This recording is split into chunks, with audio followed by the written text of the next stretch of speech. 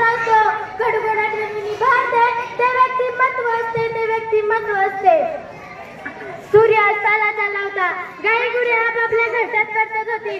पश्चिम दिशा निरंगांनी उजळून निघाली होती. सूर्याचे प्रतिबिंब कृष्णा कोयनेच्या पाण्यात उठून दिसत होते आणि एक छोटा निरंजन थोर महापुरुषांच्या समाधी पुढे झळकत होता. आणि तो काय सांगत होता? असा नेता महाराष्ट्रात पुन्हा येईल का? जसे चिखलात कमळ उगवते, हिरा कोळशाच्या खाणी सापडतो, विशाल सागरात मौल्यवान मोती सापडतात, त्याचप्रमाणे त्याचप्रमाणे देवालाचे या गावी एक हिरा जन्माला आला. त्या हिऱ्याचे नाव म्हणजे स्वर्गीय यशवंतराव चव्हाण होय. स्वर्गीय यशवंतराव चव्हाण होय. ईश्वराने कोकिळेला कंठ आणि मोराला सुंदर पिसारा, तसे मानवाला बुद्धी आणि कलेचे वरदान दिले. कला शिकून एक नाही, ती उपजत असावी लागते. तिला प्रोत्साहन मार्गदर्शन लाभावे लागते. मग तो कलावंत आपल्या अलौकिक प्रतिमेतून सुंदर कला विश्वाची निर्मिती करतो. अशीच एक अभिजात वक्तृत्वाची कला लागलेला लोकोत्तर लोकनेता स्वर्गीय यशवंतराव चव्हाण यांच्या प्रतिमेस व कार्यास वंदन करून मी माझ्या भाषणाला सुरुवात करते. यशवंतराव चव्हाण यांचा जन्म 12 मार्च 1913 रोजी सांगली जिल्ह्यातील देवराचे या गावी झाला. त्यांच्या आईचे नाव विठाबाई व वडिलांचे नाव बळवंतराव असे होते. यशवंतरावांना त्यांच्या वडिलांचा सहवास फारसा लाभला नाही.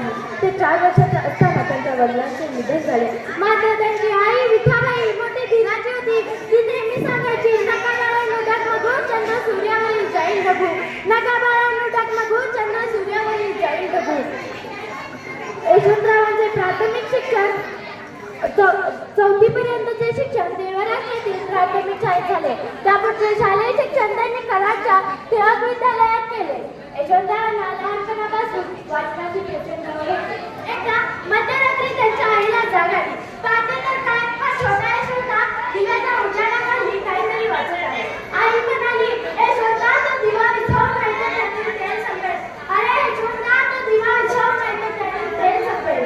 यशवंता म्हणाला, आई दिव्यातील तेल संपले तरी चालेल, मात्र ज्ञानाचा दिवा विझता कामा नये, ज्ञानाचा दिवा विझता कामा नये.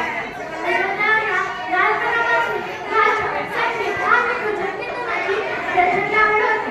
पुढे त्यांनी गांधीजींच्या